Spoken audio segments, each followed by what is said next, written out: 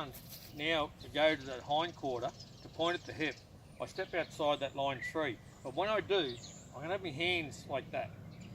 My hands like, so when I go around this, my left hand is going to be my direction hand. So it's going to be down beside my leg. So I'm telling that front to stop. This is going to be my reinforcing hand if I have to need it, and I'll point. But when I go to step around, I'm going to aim with my inside shoulder at his hip. I'm not going to walk around like that, but I'm going to keep my shoulders square and step wide and walk in towards it. And when I get to the where his girth is, I step out to here. See, start by pointing my left shoulder there. See how he start to point. Move that hip away just with my body. I haven't even spoke to this horse. But if he didn't move, I would have put a twirl there. So he's putting his head down there like that, going, okay, I understand what you want. But I'm telling him with me inside hand, front to stop. I'm going to push. I want that to pivot off the inside front leg. Keep walking around there. Whenever I want him to stop, I just stop. Just relax. Until he's gone. The horse is gone. Like that. That's telling me that was a big deal to him. He's understanding what I've done. See how his head wants to relax down? Now when I want to go to the other side, I just swap hands. Just go like this and I'll go around the other side and do exactly the same. So whatever you do one side, you've got to do the other. Keep it even.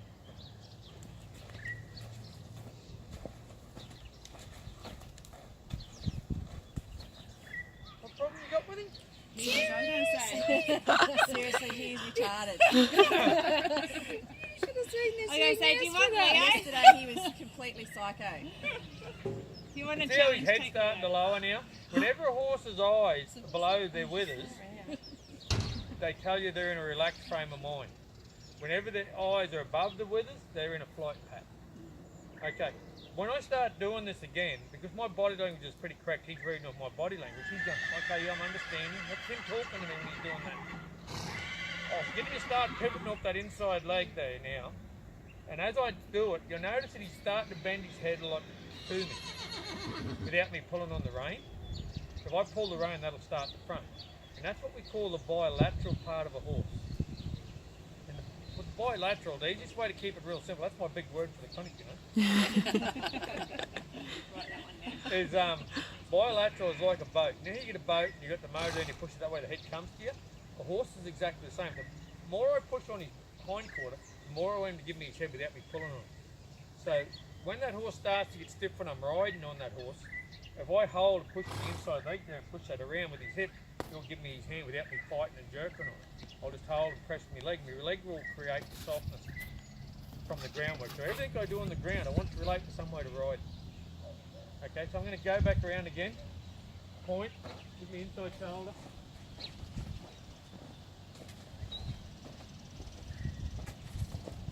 So I can see him thinking, he'll give me time to understand it. I'll keep him going a little more. Now I stop. See how relaxed him, but see I'm standing there with my body relaxed, my arms relaxed, saying, okay, it's good to be relaxed. I've got to have disengage in effect before I can ask for directed drive. So I've got control of that hind quarter. This horse hasn't done it yet, but I'll explain to you in a sec. I'll come back this way. My right shoulder's aimed at his hip. He's bumped my hand there, but he's up. I'll keep him stepping, keep him going, keep him going. Now I'll just stop. Well, you said he was bad. I think the horse fairies visited him last night. The horse fairy. Must have visited him. It made all the difference leaving him here overnight to get it all out of his system. Okay, this horse hasn't done it, but I'll show you what happens because you're going to get a horse here that does it. You know, normally when I go this side, you know, you don't want to look around the other side. People think it's blocking, the horse is blocking you up. It's not actually blocking you up. What they're doing is he's telling you, I just want to keep you in this side. If I go on this side, and you don't want me to go that side, he's saying I want to keep you in this side. That's all he's doing to you, he's not blocking you up. So you've got to start thinking like a horse. So I'm going to give you a little exercise to do. If you grab your hand in a fist like that, put it between your eyes and tell me what you see. It's like a shadow. You've got a lot of lateral. You can see all the outside vision. Yeah. You've got a blind spot in the middle. Yeah. And that's what the horse is doing. He's just saying, I want to keep you in that eye. When a horse is trying to block you up, he's not trying to be nasty. This is where people get wrong. And people go to jerking on the head and saying, let me around there, and all it does is get the horses more physical and bomby. You ever seen that? When they do that, they get all more nancier. So what I've learned over the years, and Chris put me onto this, I can't take credit for it, I'll give Chris, like my mate, best colt starter in the world. When they get like that, if they don't let you around, they go, say, went to block me, I just go back to the hip here, and say, push around, push around, push around. Then if he goes to not let me again, see how he's taking his hip there like that? I'll just come back here and say, give me that hip, give me that hip. Then they'll eventually, see how let me around then? Just, if they don't let you around, just go back to there, and then they'll eventually, it's just a little bit of a insecurity with them. And once they get on this side of the eye, he'll probably do it back the other way because he wants to keep me on this side. That's all they're telling me. Where I was younger and I'm getting around there and used all the brute strength, but never fixed me horse up. Just made them all worse. So now I'll just put my hand down here, push on the hip. See, the last thing I want to worry about is kicking me, because I can control those hips. What is the most dangerous part of this horse? His hind legs. No? Brain. Alright, I give up. It's his head. And why I say it's his head, see, I can control those feet where they are. I don't put myself in a position. But I've been to that many places, I've been to pony clubs, I've been where kids have had horse sports, and kids will be leaning over the horse's head, they'll throw their head up, or they'll be laying here like this, and the horse will get a fright and throw their head. I've seen more people knocked out with their head than their feet, or hurt. Yeah, two false teeth, Yeah, it's because that horse's head's hard. And I'm more cautious around the head, because if he gets a fright and go like that, I'm in a position, I can't get away, but I can control those feet. So always be cautious around the head, even put the bridle on, that'll keep you safe. That's just a little thing that people take for granted, and they worry about back feet. I don't worry about back feet, I can control them. But I worry about around the head. If I'm doing something, he gets a fright, he can jump over you, knock you down. I've seen that many of it happen over the years, you know. And it's not that they're a bad horse, they just got a fright at the wrong time. Okay, the next thing I do, now we've got disengaging in effect, I call direct and drive. And direct and drive to me is how I'm starting to teach the horse to turn before I ever get on him, when I'm starting to ride. And I'm pretty lazy, I don't like walking much, so I let him do all the hard work. So I'm going to pick my hand up now at shoulder height. So that's telling the horse to come forward. They're like that, I'm going to look at the hip. If he's not going nowhere, I'll put a little twirl over. If he's not going there, I'll tap him. So he's going back. The moment he shows me anything you're going forward, I'm looking at the hip.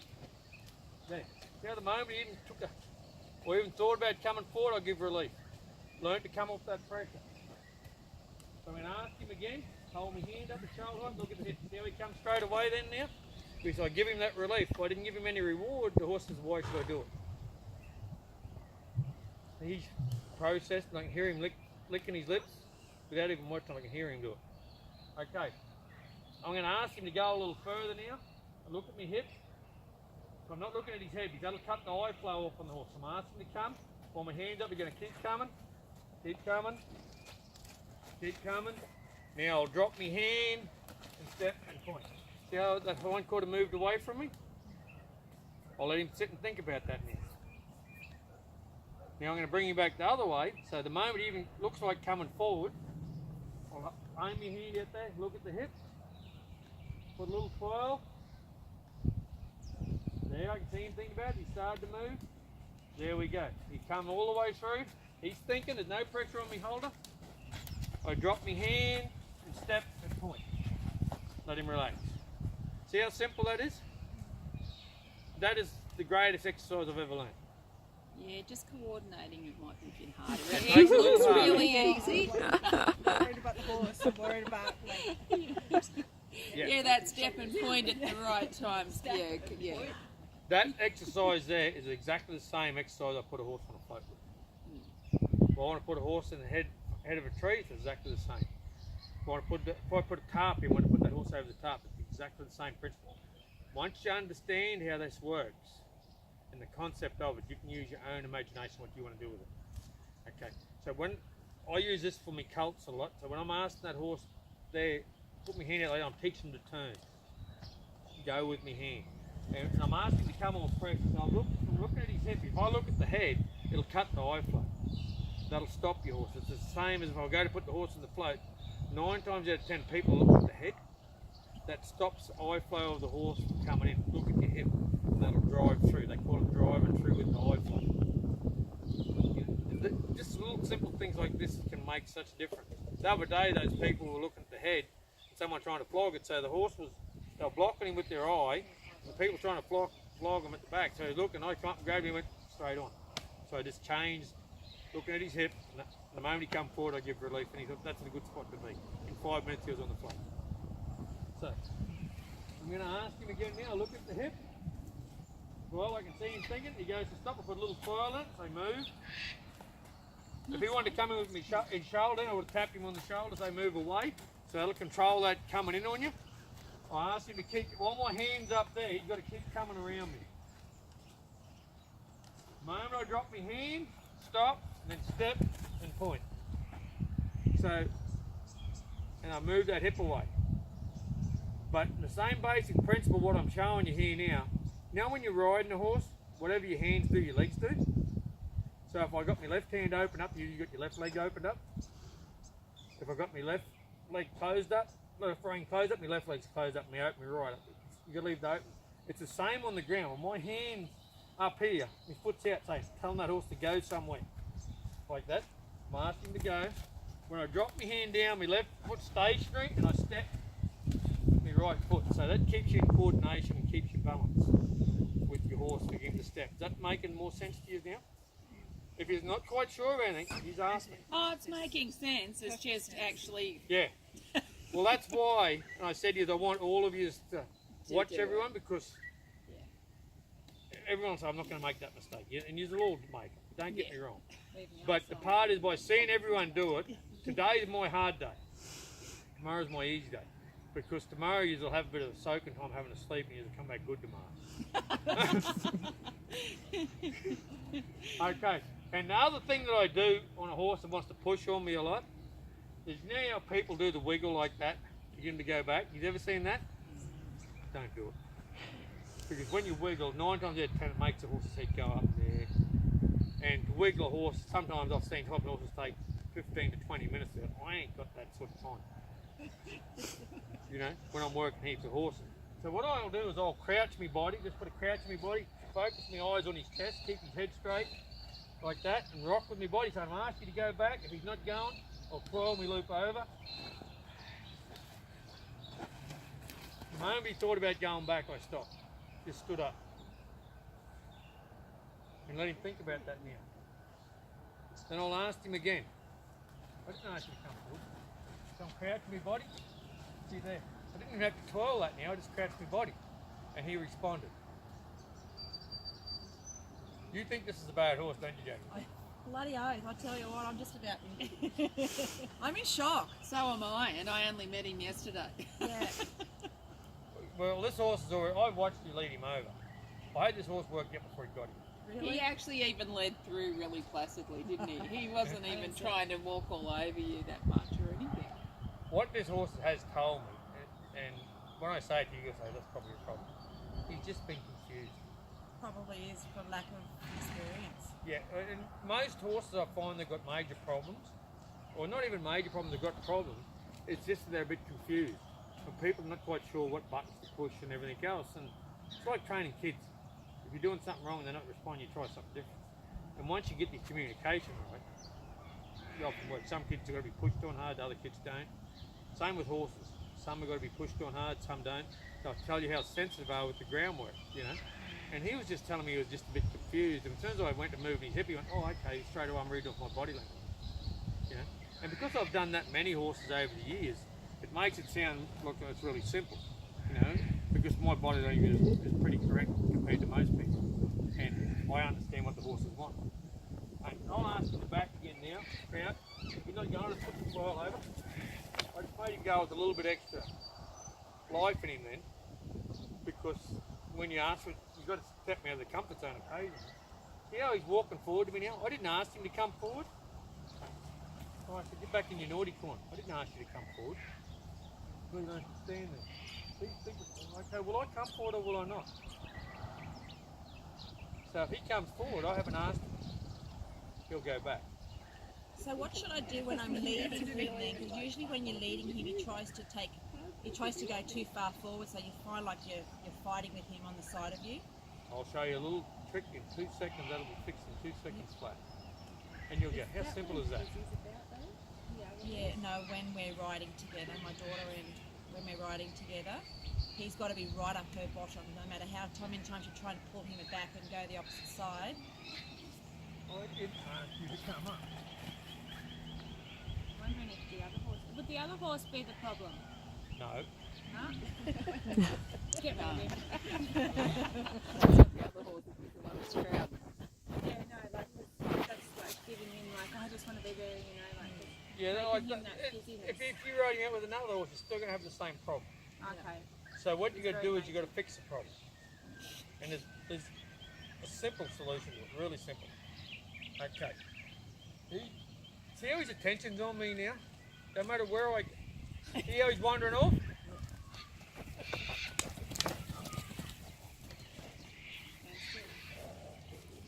That was a big deal. Or I just would have took his hip away. He just, wanders. His mind don't like to stay for too long and sit. And that's a racehorse thing. They're never taught to relax. So if he wanted, see there? If he wanted to do that, I could just go taking the hip around with a little bit more life in my body. See how much more he's picked it up now? Just by me picking the life up my body. Now I just take the life down my body. And see how I'm transferring that life there? So I want you to learn to take that up in your saddle when you need to, and then bring it down, and they learn to come down. And he's telling me that's a big deal to him. And he's relaxing. He's even nodding. So when I'm standing there with my arms down like that, I'm saying, I'm asking you to relax. My body's telling you to relax. That's why I've learned over the years not to speak to him. I just find it's a false way of training. Okay, now, if you asked how you stop him coming past. Okay, I'm going to show you what I believe the correct way to lead a horse that has these problems. Okay, so if I walk to the horse like that, and your hand in like that, I'm going to take the hindquarter away, aren't I? Okay, and most people will go to lead a horse, they've got it all wrapped up around their hand and all the big knots, so they can get wrapped around the hand. Keep it like that, exactly like I was going to go take his hindquarter. I'll just turn around now, like that. See how it folds across my body? Like that. If you want, you can hold it there like that. I can just walk forward, like that. Okay? And if he goes to walk past me or walk over the top of me, instead of me trying to jerk his head back, all I do is get back in here and say, give me that head. Turn around, walk back. And see how he's getting further behind me already? And so I'm not making a big deal of it. Step back in here, give me that hip. Now turn around, walk off. See how he's staying behind me now? When a horse wants to run over you, the more you pull on him and try to prevent him, if I just take it back inside, you say, no, you made the mistake, I'm fixing the problem. And by taking the power away, you work on that hindquarter the whole time. You're getting control of the mind. It's so simple once people explain it to you and it shows you how to put it into work. You know? And he's starting to say, okay, I'm going to stand here now, I'm going to be good.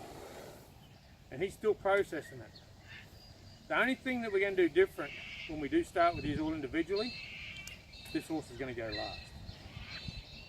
And that'll give him more processing time to understand it and think about what we've done to him. He'll actually even be better than what he is now. It's that soaking time to let him understand what we've done to him. And notice something else I haven't done. How did he? I haven't laid a hand on him yet.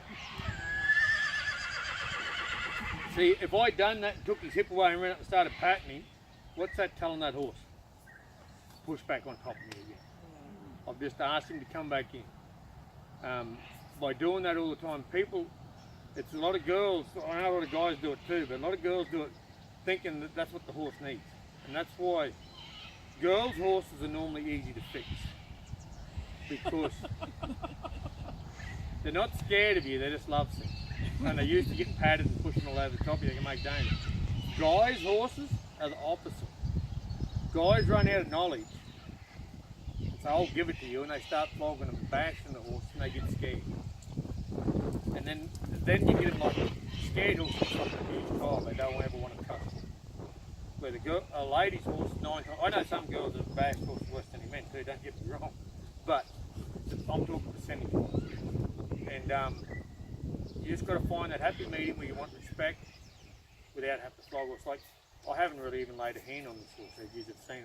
I'd never seen this horse before in my life. But we're getting something done, and he's showing me my space. Jack, can you just climb over the fence? I want to show you something. No, you can go around though. Oh, you can go. It's a bit high. I'm not making you do your fitness training here. You know, that's what I was telling you. Army training.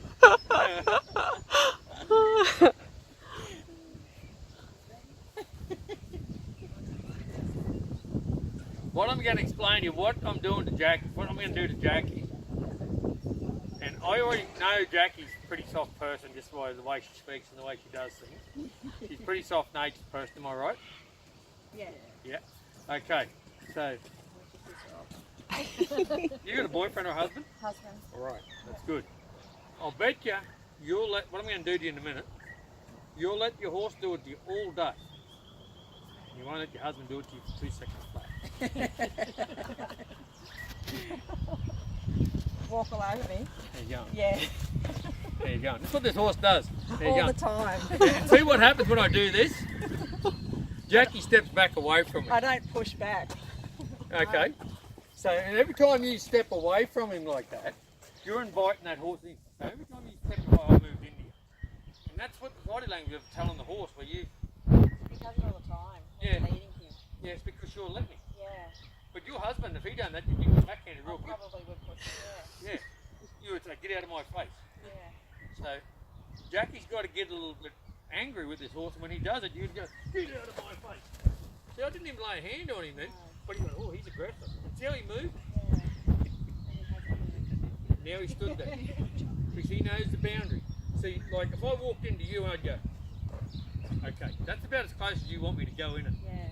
Reading your, Probably do with that. yeah, that's what your body language is telling me. I've got to pull up here. If I kept pushing that boundary, do you think? You could do the same with him. Yeah, see, and I don't. Yeah, and that's why I got you out here, because I know that's the trouble you're having, so you'll help you understand that. Yeah. He wants a longer rope now. He's like crazy man. See, like even now, if I walk to him now, He's like, yep, gotcha. see if he goes, I just keep him straight, see? Now if I stop, he stops. See, he's reading off my body language. So if I just walk around to his hip now, if he's getting a little bit flustered, or a little bit flustered, I just go back to the hip. That'll relax him down. So would he do that if he was buddied up with another horse though, or do I just need to have control of the lead again? Well, you got to. Well, if he buddies up and does it, it's love sickness. They're all going to do it. So you've got to take control of it and say, well, you're not going to fix it overnight, but you start to put it in place. Yeah. And it'll start getting better and better. Yeah. And taking that hind quarter away. See, now he gets flustered, I take the hind quarter away. Now, see, he knows to give me space now. And I haven't laid a hand on it. You know? And this is how simple it can work if you just get your body language correct and everything. Another thing before I haven't gone on to is when we're talking about riding gear and that sort of stuff, 90% of people ride way too long in their lengths. Ride and stirrup length. Yep. The longer you ride in the stirrup lengths, the further your legs get away from your horse, and you get overbalanced in the saddle. So I ride reasonably short, and if you get a bit shorter, your legs are close to the horse, so you can just press your feet. So my legs can be close to the horse, but that far away from them, not on them. But when you're real long, they're that far away, and when the horse is moving quick, you go down, you start slapping them, and if you've got a sensible horse, they get scared of your feet. So I want them to just press with my feet, and they're used to my legs being wrapped around them, so they don't get scared of them. You know? And you'll find that you're more balanced in the saddle when you're trotting and cantering as well. These are just little things. I think I ride too long in the... 95% of people do. When I shorten them up, I've got my knee hurt, I've got a crook knee. I've got a crook knee too, it's been for 35 years, it's been buggered. When I first started shortening my lengths right up, it hurt for a day or two. Once I rode through that soreness, it never hurts me. And I ride 10 or 12 horses a day some days. You know, and I do a lot of trotting. So you'll adjust that then, like if you see us sitting in the saddle, you'll say to us, you need to... That gets happening when we first get on. I go through everyone's lengths, don't get me wrong. Yeah. And so you need to be short. I can tell just by the way how you are. And a lot of people ride, want to get their feet right out in front of them, legs nearly straight, back on their bum. I call them the old peninsula riders. Because I'm up that way. It's the old ring as they ride back like this. Miles, 10 holes long with them bareback. All their weight in the back of the saddle, give your horse a sore back, not sitting up square up over your horse. And you're that long. And they say, oh, why you ride like, oh, Casey bucks with me. We're not here to ride bucking horses. We're here to ride horses and things. And even if they do buck, if you're that long anyway, you won't. I rode rodeo for 20 years myself. You don't need to be that long and ride like that. You know, you'll be able to feel your horse and wrap around your legs. And like show jumpers ride reasonably short. Some of them ride a little bit too short probably, but they're better off being a fraction short than too long. Yeah. And that's the same principle when you're riding colts and that. You're better off being a fraction short than too long. So if a horse ducks out from underneath you, you've got more control of your legs. The other day I come off a horse and I was riding a young horse and I riding those lengths on big horses and I didn't think to pull them up, just being casual, being relaxed, laid back. The next day I pulled him up and said, well, I should have been riding it a little, I wouldn't have come off him. You know? That's just the way things are. You've got to be conscious of doing that. Yeah. Okay. Well, we got through that now and explain that. What we'll do is we'll have a quick cup of tea, give you a bit of